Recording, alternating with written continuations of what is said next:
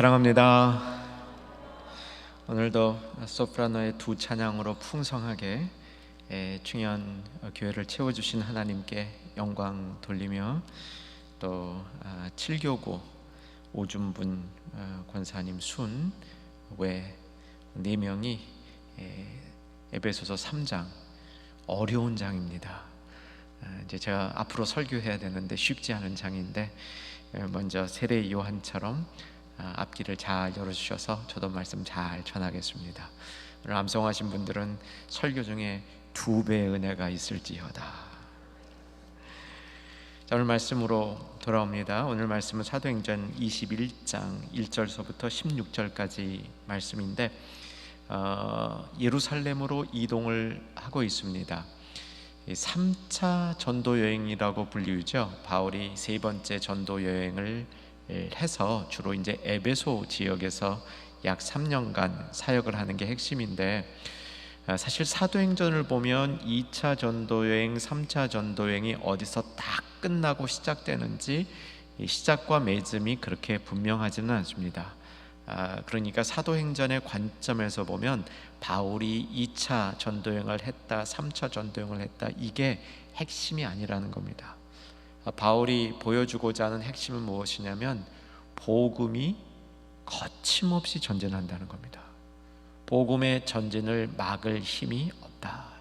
중간중간에 굉장히 강력한 복음을 저해하는 요소들이 생깁니다. 그러나 그것을 복음이 뚫고 나간다, 이것을 보여주는 게 사도행전의 맥인데, 우리 충현의 가족들은 이 맥을 우리 우리 영혼 속에 잘 담아두면 좋을 것 같습니다. 이게 우리 삶에도 적용이 되고요, 성경 여러 군데를 보는 이 중요한 맥이 됩니다. 복음은 매이지 않는다. 복음은 어떤 장애를 뚫고 전진한다. 이제 그런 교훈이 되는 겁니다. 오늘도 이제 이 말씀 큰 틀 안에서 본문을 살펴보겠습니다. 자, 지도상으로 보면 바울은 밀레도를 떠나죠. 밀레도에서 에베소 장로님들을 모셔서 거기서 고별 설교하는 것이 21장이었습니다. 21장의 긴 설교 후에 20장 설교가 쭉 진행된 다음에 36절을 보시죠. 20장 36절 찾으셨죠? 같이 읽겠습니다. 이 말을 한 후 무릎을 꿇고 그 모든 사람들과 함께 기도하니 다 크게 울며 바울의 목을 안고 입을 맞추고 계속 다시 그 얼굴을 보지 못하리라 한 말로 말미암아 더욱 근심하고 배까지 그를 전송하니라. 이렇게 해서 이제 밀레도를 떠나게 된 겁니다. 밀레도를 떠난 백가 어떤 경로로 움직였는지 이 사도행전이 잘 기록하고 있습니다. 그 이유는 1절을 보면, 21장 1절을 보면 우리가 이렇게 돼 있죠. 우리가 그러면 누가 포함되어 있는 겁니까? 제가 답을 다 드리고 얘기해요. 우리가 그러면 누가 포함되어 있습니까? 됐습니다. 사도행전의 저자인 누가가 우리가 가운데 포함되어 있기 때문에 내용을 자세히 알고 있었습니다. 아마도 학자들이 추정하기에는 이 누가가 기록을 굉장히 잘했던 것 같아요. 그 말씀 아시죠? 적자 생존. 적자, 그래야 살아남는다. 적자. 충현 가족들도 이 적자, 적고 다시 보자, 보고 적용하자, 이게 우리의 영적인 모토가 되겠죠. 기록 문화를 누가는 참 잘 갖고 있었던 사람인 것 같아요. 그래서 어딘가에 이런 내용들을 기록하고 있다가 사도행전을 쓸 때 자신이 기록했던 것들을 되찾아보면서 기록을 했을 것이다, 이렇게 추정하는데 저는 동의합니다. 굉장히 자세한 내용으로 이동 경로가 나와 있습니다. 먼저 읽어보고 지도를 보고 어떻게 이동했는지 확인하십시다. 21장 1절, 2절, 3절을 볼 겁니다. 준비되셨죠? 읽겠습니다. 우리가 그들을 작별하고 배를 타고 바로 고스로 가서 이튿날 로도에 이르러 거기서부터 바다라로 가서 베니게로 건너가는 배를 만나서 타고 가다가 구브로를 바라보고 이를 왼편에 두고 수리아로 향하여 두로에 상륙하니 거기서 배의 짐을 풀려 함이로다. 자, 밀레도를 떠난 배가 결국 어디에 도착한 겁니까? 두로에 도착한 겁니다.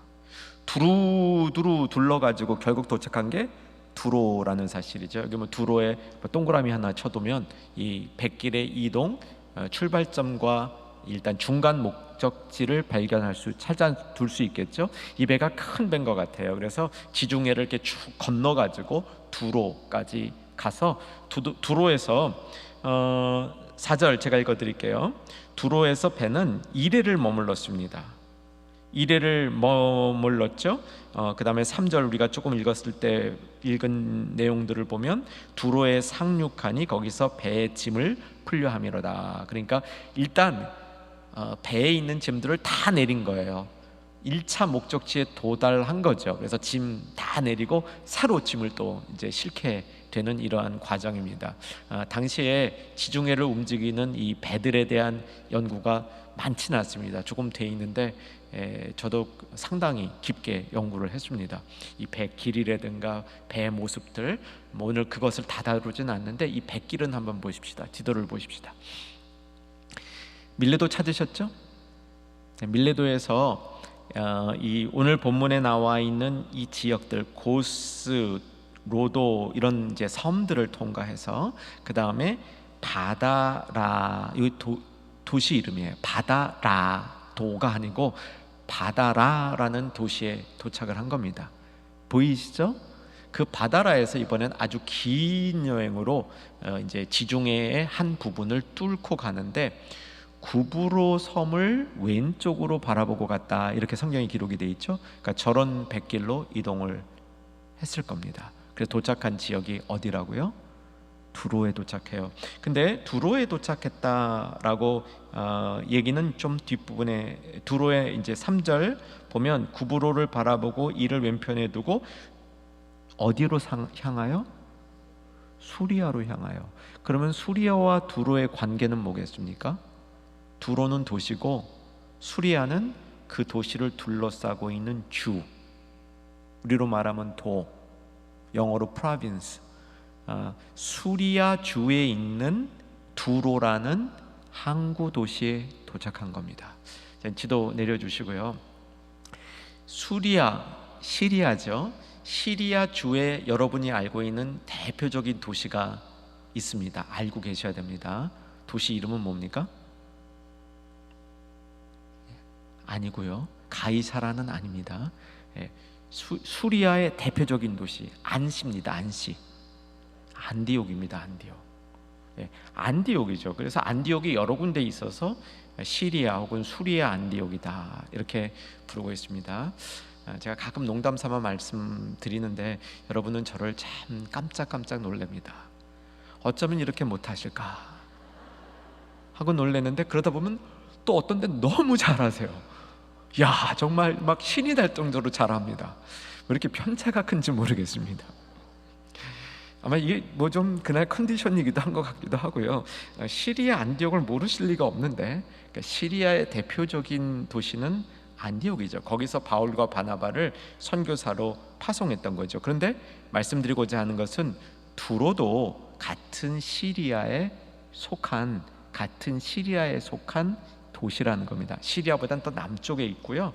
두로, 시돈 두로 들어보셨을 거 아니에요. 예수님이 그렇게 예수님도 방문하셨던 도시고, 언젠가 얼마 전 수요 이 말씀 시간에도 그 예수님께서 시돈과 두로 지역에 가셨을 때 여인이 와서 이 예수님한테 막 그 말씀을 구하고, 이 예수님께서 나는 이방인에게는 말씀 안 전한다 그러셨더니, 아이 개 부스러기, 상에서 나온 부스러기, 이렇게까지 겸손하게 갈급하게 말씀을 찾던 그 사건이 이 지역에서 있었던 겁니다. 다시 한번 아까 좀 전에 봤던 지도 한 번만 더 보시고요. 대충 어딘지 보셨죠? 두로 보시고, 두로에서 이제 조금 있다가 우리가 볼 내용들인데 밑으로 이동해서 돌레마이로 갔다가 가이사라로 이동하게 되는, 게 오늘 다 다루게 될 여정입니다. 자, 내려 주시고요. 이렇게 밀레도를 떠난 배는 두로에 이르게 되는데, 두로에 도착하니까 어떤 일이 있었냐면요, 아까 이제 짐을 다 내리고 새로운 짐을 실어서 출발할 때까지 약 일주일 기간이 있었는데, 여기서 바울이 정말 성실한 복음 전도자라는 사실을 알게 됩니다. 바울은 가는 곳마다 이전에 뿌려놓은 성도들이 있어요. 그러니까 처음 가는 곳이 아니고 이전에 갔던 곳이라면, 특별히 항구 지역은 배를 타고 다니다 보니까 이렇게 저렇게 며칠 묵었던 경험들이 있는데, 그때마다 전도한 것 같아요. 그래서 두로에도 교회가 있었습니까? 없었습니까? 있었습니다.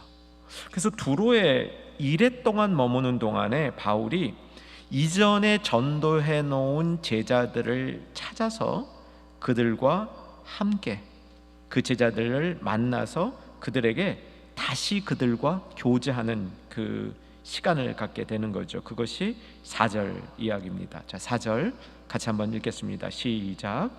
제자들을 찾아 거기서 이래를 머물더니 그 제자들이 성령의 감동으로 바울더러 예루살렘에 들어가지 말라 하더라. 이제 오늘 본문에 이 사건이 한 번 더 뒤에 가이사라에서도 나와요.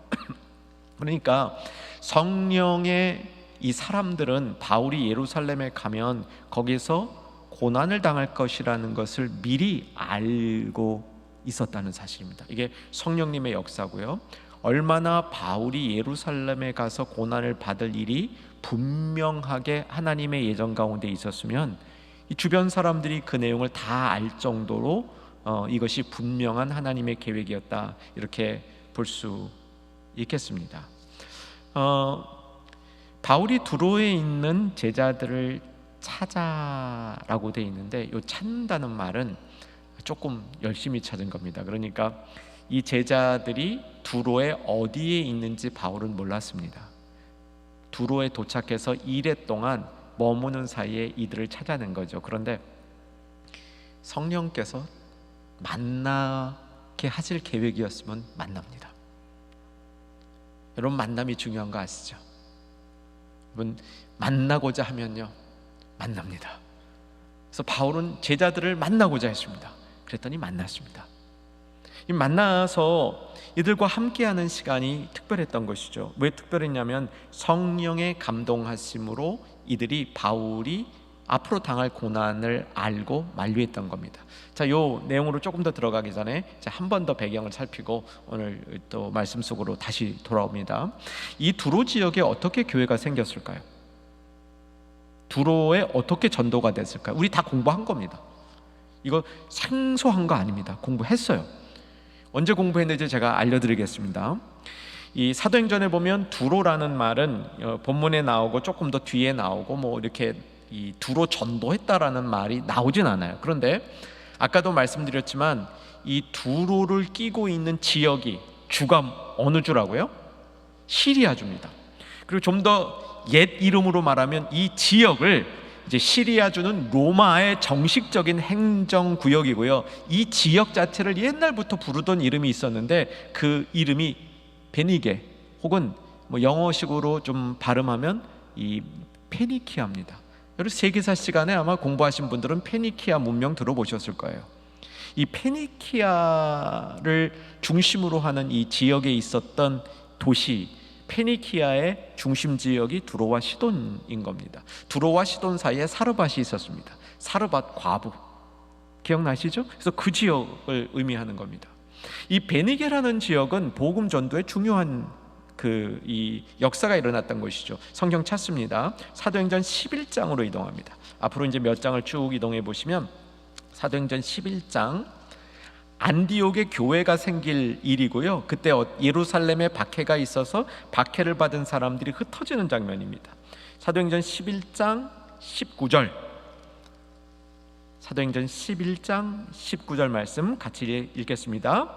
그때 스데반의 일로 일어난 환난으로 말미암아 흩어진 자들이 베니게와 구브로와 안디옥까지 이르러 유대인에게만 말씀을 전하는데, 베니게 이때 초창기 전도 때부터 베니게가 전도된 거예요. 두로와 시돈이 전도된 거였습니다. 자, 그 다음에 사도행전 15장으로 갑니다. 15장 3절. 15장 3절. 배경이 뭐냐면 1차 전도여행이 끝났습니다. 이방인들이 예수님을 믿게 됐습니다. 이방인들이 예수님을 믿게 되니까 유대인들, 그리스도인들 사이에서 이 의견의 불일치가 생겼습니다. 예수님을 믿은 이방인들이 유대인의 율법을 지켜야만 하는가, 안 지켜도 되는가, 이 논쟁이 벌어진 겁니다. 이걸 해결하기 위해서 예루살렘에서 공의회가 열렸는데 사도행전 15장 전체의 내용이죠.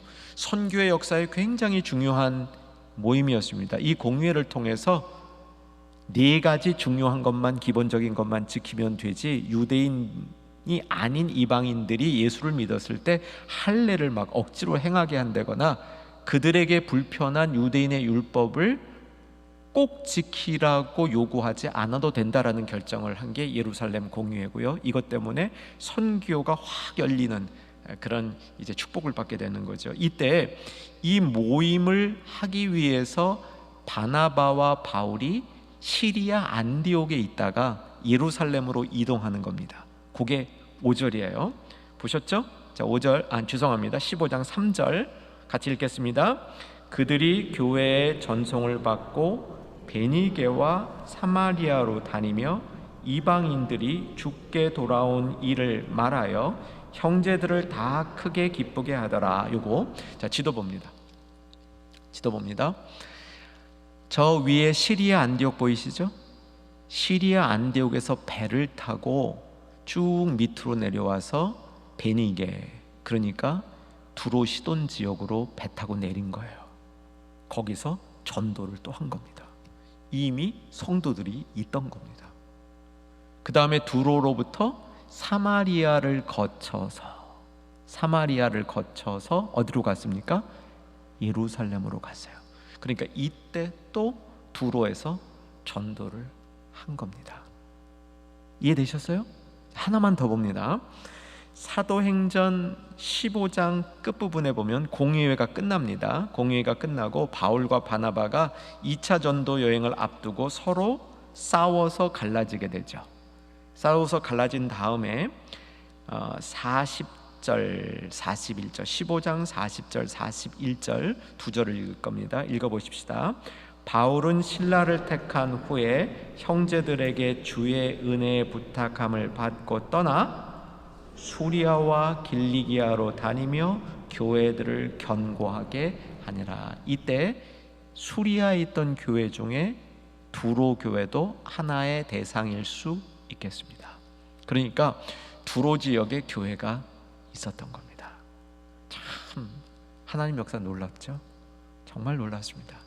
그리고 바울이 복음에 대한 열정이 얼마나 놀라웠는지 볼 수 있습니다. 그는 기회만 있으면 복음을 전했고, 특별히 100길 이동 가운데 며칠의 여유만 있으면 밖에 나가 전도한 것 같아요. 그래서 항구 지역에는 특별히 믿는 이들의 모임, 교회가 많이 형성돼 있었던 것을 오늘 본문을 통해서 살펴볼 수 있습니다. 자, 이제 이렇게 제자들을 만났는데 그 제자들 중에 일부가 성령의 감동함을 받아서 바울을 만류합니다. 근데 만류가 됐습니까? 안 됐습니까? 안 됐죠.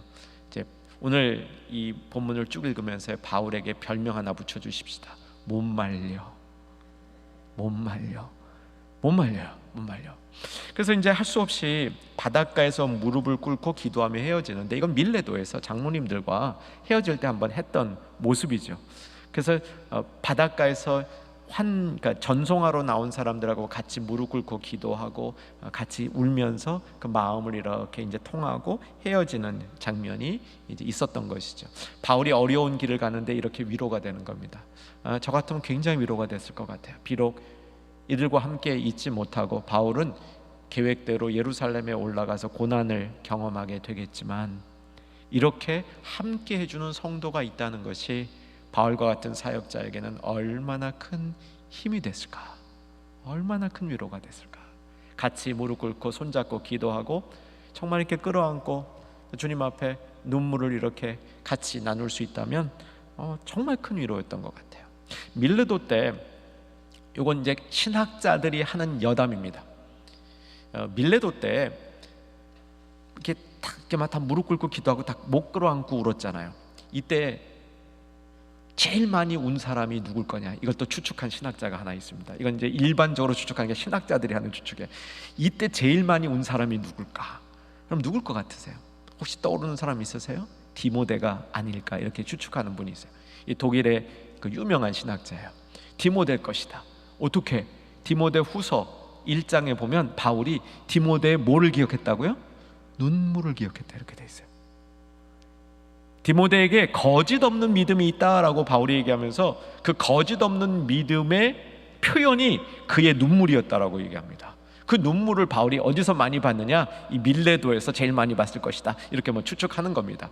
좀 가능하리라고 봐요. 제일 많이 디모데가 울었다 그거는 좀 주관적이긴 하지만 제일 많이는 아닌지 아닌지 모르겠어요. 그런데 이때 이후로 보여줬던 디모데의 눈물은 바울에게 굉장히 중요한 그 영적인 기억이었던 것이죠. 그리고 디모데와 동역할 수 있었던, 디모데를 후계자로 삼을 수 있었던 그 핵심적인 요소였던 디모데 안에 있는 눈물이었습니다. 그의 깨끗함, 거짓 없는 마음, 거짓 없는 믿음이었던 것이죠. 어쨌든 이런 믿음을 나누면서 바울은 한편 힘을 얻었습니다. 그래서 이 어려운 일을 진행하고 있죠. 두로 다음에 바울이 오랫동안 이 예루살렘에 올라감으로 갈 때 오랫동안 머물었던 도시가 가이사라입니다. 이제 가이사라에 어떻게 도착해서 무슨 일이 있었는지 살펴보겠습니다. 7절 8절 보겠습니다. 7절 8절 읽겠습니다. 두로를 떠나 항해를 다 마치고 돌로마이에 이르러 형제들에게 안부를 묻고 그들과 함께 하루를 있다가 이튿날 떠나 가이사라에 이르러 7 집사 중 하나인 전도자 빌립 집에 들어가서 머무느니라. 이제 지도 다시 한번 보실까요? 첫 번째 봤던 지도. 두로 밑에 돌로마이가 있죠. 요거는 한 48km 정도 돼요. 한 50km라고 보시면 되고요. 그러니까 100km 가면 금방 갑니다. 그 다음 돌로마이에서는 하루만 머물었어요. 이게 그러니까 잠깐 정박한 거예요. 손님 내고 손님 태우는 그런 이제 지역이었고요. 이 돌로마이는 그 로마의 항구입니다. 로마의 항구 중에 로마가 속주로 만드는 지역들이 있는데 이것은 굉장히 격상된 겁니다. 로마와 직접 교통하니까 이 돌로마이가 우리엔 잘 안 알려져 있지만 당시에는 제법 괜찮은 항구였을 것으로 추정이 되고요. 이 돌로마이에 보니까 거기에 또 형제들이 또 있어요. 정말 바울의 별명이 오늘 뭐라고요? 못 말려. 거기도 또 전도해 놨어요. 거기도 그때 전도한 거 아니에요. 원래 형제들이 있던 거예요. 그러니까 아마 옛날에 두로 갔을 때 두로 전도할 때 거기까지 다 그냥 묶어서 한꺼번에 이제 가까운 지역이니까 그 지역 전도를 다 한 것 같아요. 그래서 이제 돌로마이에도 형제들이 있었습니다. 그 다음에 이제 가이사라에 도착해서 누구 집에 머물렀습니까? 지도 내리셔도 됩니다. 전도자 빌립, 7 집사 중에 하나인 전도자 빌립. 이거 어디랑 연결하셔야 돼요? 사도행전 좀 앞부분인데 6장이랑 연결돼야 됩니다. 자, 사도행전 6장으로 가봅니다. 사도행전 6장으로 이동하시면 7 집사들의 얘기가 나오고 있습니다. 사실 성경에 집사라는 말은 없다. 그때 말씀드렸습니다. 7이에요. 그냥 the seven, 7명. 7명이 아주 특이해요. 집사말 안 붙여도 7명이 딱 드러나는 7명인데 5절 보시면 온 무리가 이 말을 기뻐하여 믿음과 성령이 충만한 사람 7명 나옵니다. 같이 읽습니다. 시작. 스데반과 또 빌립과 브로고로와 니가노르와 디몬과 파메나와 유대교에 입교했던 안디옥 사람 니골라를 택하여 7명. 7명 중에 빌립이 있죠. 자, 이 빌립이 무슨 일을 했죠? 사도행전 8장에 가면 사마리아 전도를 했죠. 사마리아 전도의 기수였습니다. 그래서 8장에서 사마리아 전도를 끝난 다음에 빌립 얘기는 더 이상 성경에 안 나와요. 하나님이 사마리아 전도 끝말에 빌립을 막 성령으로 막 움직여가지고, 이거 지금 신기한 일이에요. 성령으로 움직여가지고 정말 신기한 일입니다. 막 장소를 이동시켜서 이디오피아 내시 간다게에게 이사야서 53장 내용을 가지고 복음을 전하고 거기 세례 줬던 그 사건, 이거 빌립이 한 겁니다. 빌립이 이 사건을 한 다음에 성경 사도행전에서 잠시 사라졌다가 여기에 등장합니다. 요거 이제 잠시 염두에 두시면 오늘 말씀하고 이렇게 좀 더 풍부하게 이해가 됩니다. 빌립에게 가족이 있었습니다. 딸이 몇 명? 4명. 예. 그래서 이 4딸이 근데 결혼을 안 했어요. 결혼을 안 했는데 은사가 있어요. 무슨 은사입니까? 예언하는 은사가 있다. 이런 기록이 있고요.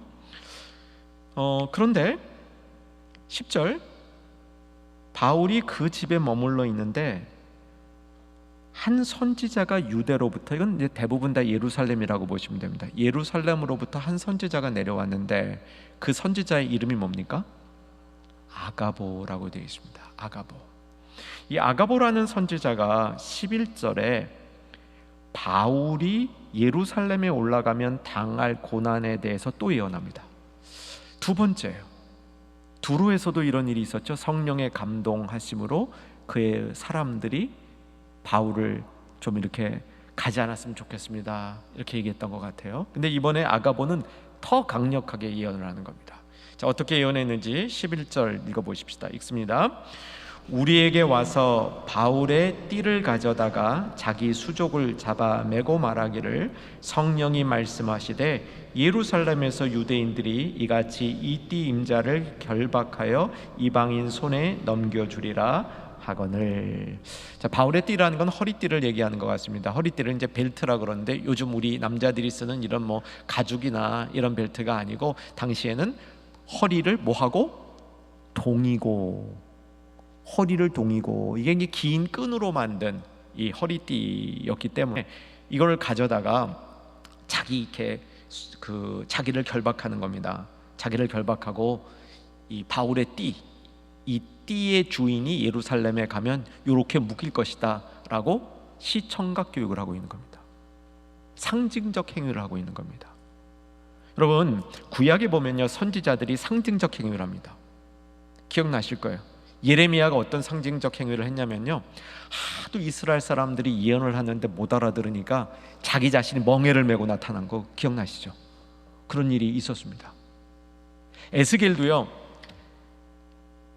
선지자로서 활동하는 동안에 이스라엘 백성이 이방에 의해서 이 포로로 묶일 것을 예언하기 위해서 자기 몸을 꽁꽁 묶어가지고 꼼짝 못하도록 그렇게 이제 그 행동으로 하고자 하는 예언을 사람들에게 보이는 그런 일들은 구약의 비일비재한 일이었습니다. 비일비재한 일이었어요. 그래서 아가보고도 이렇게 상징적인 행동을 통해서 바울, 그리고 바울이 예루살렘에 가서 묶일 것을 예언을 하니까 아마도 그 앞에 있는 4명의 빌립 그 집사의 딸 4명도 예언하는 자들이잖아요. 이 4명의 딸들도 다 같이 증언했을 것이라 저는 생각이 듭니다. 그래서 요 4명의 딸 이야기도 여기다 한 것이 아닐까 생각이 드는데, 이 주변 사람들이 다 바울이 예루살렘에 올라가면 그가 결박을 당할 것이다 이렇게 얘기를 했고, 두로하고는 달리 가이사라에서는 동행하던 사람들, 누가를 포함해서 바울과 동행하던 사람들도 좀 안 올라갔으면 하고 바울에게 권한 겁니다. 자, 12절 제가 읽어드릴게요. 우리가 그 말을 듣고 그곳 사람들과 더불어 바울에게 예루살렘으로 올라가지 말라 권하니. 이들도 권한 겁니다.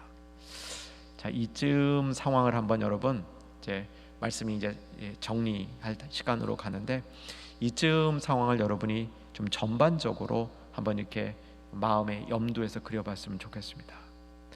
이쯤 되면 바울이 예루살렘에 올라가는 것을 재고할 만하지 않겠습니까? 그럴 수 있으리라는 생각이 들어요. 그렇지 않습니까? 두로에서 이미 한번 사람들이 성령의 감동하심으로 바울 가지 말라고 얘기했습니다. 이때까지만 해도 동행하는 사람들이 그래도 바울이 가겠다 그러니까 잘 따라갔습니다.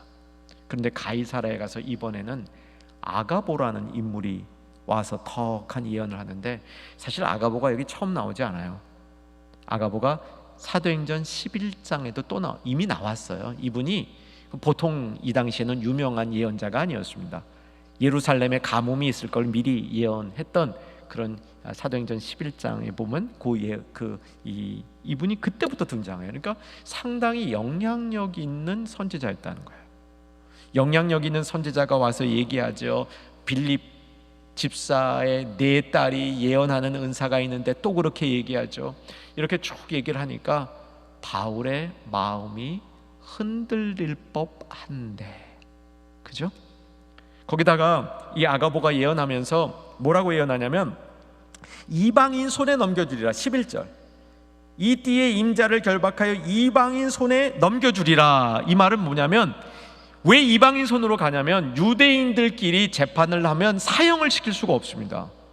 사형을 시키려면 반드시 로마 법으로 가야 돼요. 그러니까 이방인에게 넘겨준다는 말은 로마인들에게 넘겨준다는 얘기인데, 사형시킬 수도 있다는 얘기입니다. 이 상황이 점점 어려워지는데, 바울이 여기서 흔들릴 만도 하지 않겠습니까? 흔들릴 것 같아요. 여러 사람들이 얘기하죠. 근데 이 사람들이 얘기하는 게 다 애정어린 얘기예요. 애정어린 얘기, 사랑으로 하는 얘기입니다. 이 두로에서 이 사람들, 가이사랴에서 이 사람들이 바울을 사랑하고 아끼니까 이 말을 하는 것이지, 그저 내가 예언하는 능력이 있기 때문에 내 예언의 탁월성을 보여주기 위해서, 자신의 능력을 보여주기 위해서 바울에게 결박될 거라고 얘기하는 게 아니라는 이야기입니다. 그러면 바울이 중단할 만도 한데, 자, 오늘 우리가 붙인 사도 바울의 별명 뭐라고요? 못 말려. 정말 못 말려요. 흔들릴 법도 했는데, 근데 본인의 가야 될 길에 대해서 다시 한번 분명히 선포하는 겁니다. 자, 13절 보십시다. 13절, 자, 같이 읽겠습니다. 바울이 대답하되 여러분이 어찌하여 울어 내 마음을 상하게 하느냐? 나는 주 예수의 이름을 위하여 결박당할 뿐 아니라 예루살렘에서 죽을 것도 각오하였노라 하니. 사실 바울도 다 알고 있었습니다. 바울이 모르고 있던 것을 두로에 있는 사람이 성령의 감동함으로 얘기한 게 아니란 말입니다. 아가보 아무리 유명해도요, 바울보다 영적으로 더 뛰어났다 보기 어렵습니다. 바울도 자기 자신이 거기 가면 묶일 거 알고 있었는데, 이 알고 있는 얘기를 주변 사람들이 하도 간곡하게 얘기하니까 바울의 마음이 찢어졌다는 거예요. 내 마음을 상하게 하지 말라는 겁니다. 이게 뭐 영어 표현으로 breaking the heart예요. 내 마음을 좀 찢지 말고 날 좀 놔두라는 거예요. 그냥 가만 좀 놔두라. 바울이 그렇게 얘기하니까 이 사람들이 이제 바울 뜻을 받고 주님 뜻대로 이루어지리라 하고 보내주는 장면입니다. 한 두 가지 중요한 내용을 정리하고 오늘 말씀 맺습니다. 첫째, 두로에서 있던 사람도 성령의 감동 받았습니다. 아가보도 성령의 역사로 예언을 했습니다. 근데 성령의 감동을 받은 사람이 내린 결론인 예루살렘으로 가지 말라라는 것이 옳은 게 아니었습니다. 예루살렘에 가는 것이 옳았습니다. 바울도 성령의 감동을 받았습니다. 여러분, 성령의 감동을 받고 깨달은 일이요, 꼭 안 일어날 일이 아니라는 겁니다. 일어나야 될 일은 일어나는 겁니다. 그럼 왜 성령이 감동했냐? 준비시킨 겁니다. 그 일을 피하게 하려고 감동한 게 아니고, 미리 알고 피해라 라고 감동을 준 게 아니고, 미리 아니까 단단히 준비하고 올라가라, 이게 하나님의 뜻이었다는 사실이죠. 그래서 이들이 주의 뜻대로 되기를 원하나이다, 주의 뜻에 맡깁니다. 우리가 다 모르지만 사도 바울도 성령의 감동받은 분이니까 그에게 하나님의 뜻이 더 분명하게 나타난다면 그를 따르겠습니다 라고 결정을 한 것이죠. 여러분, 성령의 역사는요, 우리에게 알려주는 역사가 있습니다. 기억나시죠? 많이 설명했습니다. 성령의 대표적인 사역, 보혜사 성령님의 대표적인 사역, 예수님이 하신 것을 기억나게 하고 우리로 하여금 깨닫게 한다. 그게 성령님의 사역이었죠. 알게 하고 깨닫게 해줘요. 그래서 지난주 말씀 사도 바울도 알기를 구했던 거 아닙니까? 지혜와 계시의 영을 주사 하나님을 알게 하시고, 특별히 하나님의 크심을 알게 하시고, 바울이 구했던 거죠. 알게 하는 것이 성령의 사역입니다. 그런데 그 알게 하는 것에 대해서 알았는데 사람이 잘못 해석할 수 있어요. 이 경우에는 두로의 사람들 그리고 아가보와 동료들이 잠시 성령이 알려준 것을 잘못 해석한 거죠. 다시 한번 말씀드립니다. 성령이 알려준 것은 피하게 하기도 하지만 어떤 경우에는 그 뜻을 제대로 잘 준비해서 온전하게 그 길을 걸어갈 수 있도록 힘을 주기 위해서 고난이지만 성령께서 알려주시고 인도하는 경우도 있다는 사실입니다. 여러분, 성령의 사역을 단편적으로 좁게 내 원하는 대로 해석하시면 안 된다는 겁니다. 하나님의 뜻에 맞게 무엇이 하나님의 구속 계획과 하나님의 큰 마음에 맞는지 그것을 분별하는 것도 성령의 뜻을 분별하는 방법이 된다는 겁니다. 또 하나의 교훈 살피고 오늘 마치겠습니다. 저는 이 부분을 이렇게 읽으면서요, 이런 부분을 깨달았습니다. 사도행전을 누가 썼죠? 네, 누가, 그렇죠? 네, 사도행전은 누가가 썼습니다. 근데 이 누가는요, 예루살렘에 지금 처음 가고 있어요. 사도행전 첫 얘기들 1장부터 7장까지는 예루살렘 얘기 아니에요. 그죠? 예루살렘에 있었던 일이에요. 근데 사도행전에서 예루살렘에서 처음부터 있었던 이 얘기들을 누가가 어떻게 알았을까? 누군가 가르쳐 준 거예요. 누가에게 뭐 성령께서 다 그건 아니에요. 예, 누군가 정말 성령의 충만함과 인도함을 받은 사람이 가르쳐 준 거예요. 그때 있었던 일을. 근데 저는 이렇게 보니까 여기에 등장하는 사람들이 누가에게 초대교회, 최초 교회의 이야기들을 많이 가르쳐 준 것 같아요. 사실 누가는 베드로하고도 이렇게 이게 관련이 없거든요. 바울하고 이렇게 오래 다녔는데 바울은 이 시대 몰라요. 바울도 예루살렘에 있긴 했는데 이 초대교회만 일어나고 이렇게 막 처음에 막 성령 역사 일어나고 이런 걸 몰라요. 그런데 여러분, 이 빌립이 7 집사 중에 하나예요. 그죠? 누가가 그의 집에 머물렀습니다. 이제 오늘 마무리할 마지막 15, 16절을 보십시다. 제가 읽어드릴게요. 이 여러 날 후에 여장을 꾸려 예루살렘으로 올라갈새 가이사라의 몇 제자가 함께 가며 오랜 제자 구브로 사람 나손을 데리고 가니, 이 사람 집은 예루살렘에 있어요. 이 사람 예루살렘 통이야. 오랜 제자니까 처음부터 예수 믿었던 사람이에요. 오랜 제자인데 예루살렘에 계속 살고 있던 사람이야. 저는 딱 보니까 이 나손이 바울 일행을 안내해서 예루살렘에 가서 자기 집으로 모시는데 제일 수지 맞은 사람이 누구겠습니까? 누가 수지 맞았습니까? 누가. 이런 사람들을 통해서 예루살렘에 있었던 교회 얘기를 누가가 다 들었겠구나, 이런 이 생각을 오늘 본문을 통해서 해봤습니다. 누가복음 1장 2절에 보면 처음부터 말씀의 목격자 되고 일꾼된 자들이 전하여 준 것이 있기 때문에 누가가 복음서와 사도행전을 쓸 수 있었다, 이렇게 얘기하고 있습니다. 사랑하는 여러분, 여러분의 마음속에 오늘 어떤 말씀이 자리 잡았는지 잘 모르겠습니다. 복된 말씀이 자리 잡았기를 주 안에서 소망합니다. 꼭 필요한 말씀이 여러분의 마음 가운데 자리 잡았기를 소망합니다. 그 말씀 붙드시고 그 말씀의 일꾼과 목격자 되어서 이 말씀 우리 마음과 우리 삶 속에 잘 정돈하여서 누군가에게 나눠주고 다음 세대에 잘 전달하는 복된 충현의 가족들 되기를 주의 이름으로 축원합니다. 같이 찬송가 533장 찬양하시겠습니다.